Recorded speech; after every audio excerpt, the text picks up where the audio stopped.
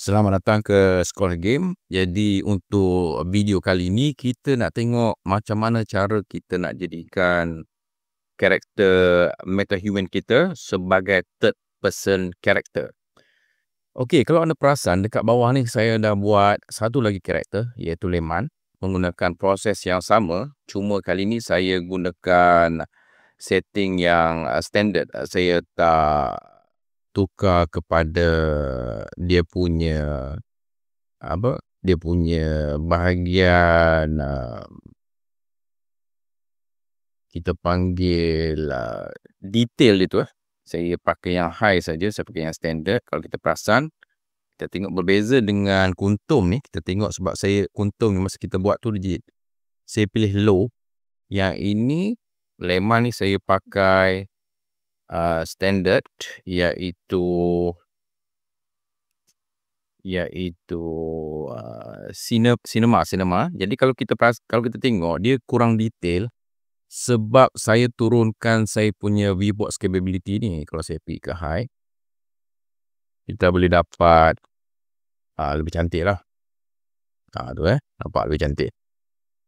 Kita punya ni pun nampak lebih cantik. Kita punya kuntum ni sebab viewport saya low kan. Okay, so saya balik kepada medium sebab saya nak kurangkan processing power saya. Saya tak nak pergi ke viewport. Okay, jadi sekarang ni apa kita nak buat? Saya save dulu. Saya buka third person. Kita cari third person character kita. Third person. Tengok dalam kita punya content browser ni. Third person blueprint. Ini dia. BP third person character. BP third person character ni adalah karakter bila kita play.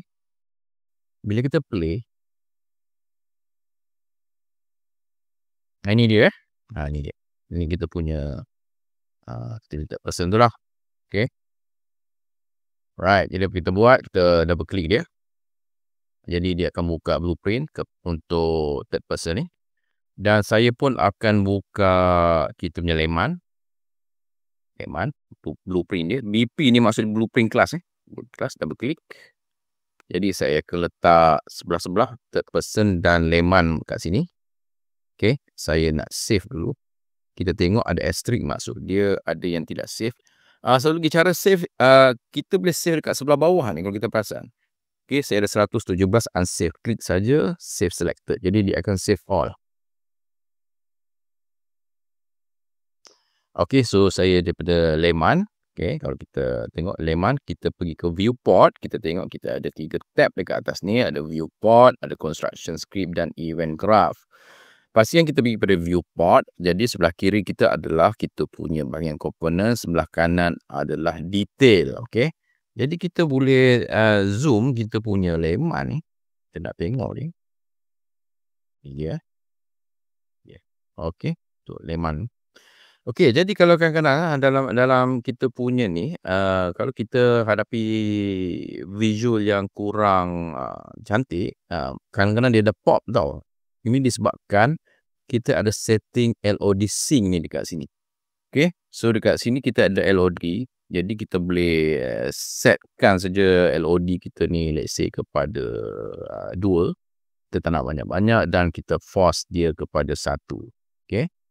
Jadi benda ni mungkin akan sikit sebanyak membantulah supaya dia tak pop kita punya pop ni sebab dia bertukar-tukar kan, dia tukar-tukar material dan tekstur tu. Alright. Jadi ini depend kita lah. Okay, ini depend kita. So apa kita nak buat sekarang? Kita nak copy kita punya body, okay, sampai ke bawah. Okay, macam ni. So kita right click, kita copy.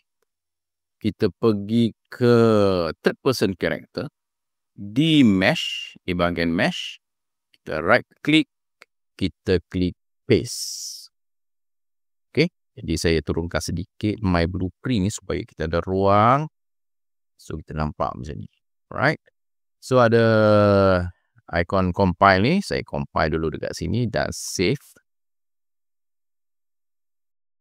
Okay, kalau kita perasan kita punya body ni dia tak masuk ke bawah mesh, jadi saya drag supaya dia pergi ke mesh. Right, under that. Klik, saya paste sekali lagi. Okay, saya drag pergi ke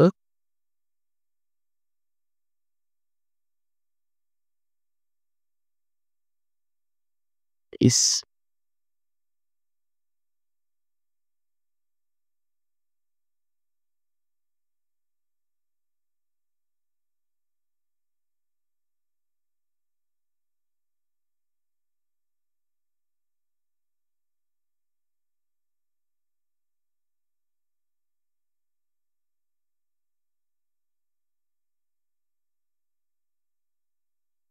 Itu dia. Right, tadi saya tersalah sebab saya bawa sekali yang kat bawah. Kita tak nak yang bawah ni, kita nak sebelah atas saja. Body, kita pergi ke mesh. Right, jadi kita akan dapat rupa dia macam ni. Jadi kita tengok kita punya komponen ni dia macam bersepah sedikit. Jadi apa perlu kita buat? Kita nak pastikan kita punya structure ni sama macam dalam leman. Okay, so kita ada body, di bawah body dia ada face dan dia ada skeleton. Okay, bawah body ada skeletal mesh dan face. Jadi apa kita buat, kita ambil body, ini body, bawah body ada face, kita tarik body pergi ke face, kemudian ada skeleton. Kita ada 3 skeletal mesh. Kalau kita perasan, dia sama ni, dia sama. Jadi yang kita nak ambil adalah skeletal mesh saja dekat body. Saya rasa kita boleh delete yang 2 ni. Yang skeletal mesh 1 dengan 2 ni. Kita check leman, kalau kita tutup skeletal mesh ni, dia ada sama, dia tak ada, dia sama. Kalau saya delete kat sini, dia tak ada isu leman kita sama. Jadi dekat sini pun sama, saya akan buang skeletal mesh 2 dengan 3 ni. Saya tak pasti sebab apa dia ada banyak skeletal mesh. So kita cuma ada body, di bawah body kita ada face dengan skeletal mesh. Okay, save, jangan lupa compile dan save. Kita pun boleh buka viewport ni supaya kita nampak kita, ini dia. Sepah dia punya ni, sepah sikit. Kita punya ni dah lari ni. Saya undo. Skeletal mesh ni body, face. Betul lah. Body, face. Okay, skeletal mesh. 2 dengan 1 kita delete. Kita tengok ada perimeter kat sini. Apa kita nak buat? Kita zerokan dia. Okay, ini pun rotation kita zerokan dia. Face pun kita tengok ada value, kita zerokan dia. Rotation pun kita zerokan dia. Kemudian skeletal mesh ni pun kita zerokan dia. 89 tu kita zerokan dia.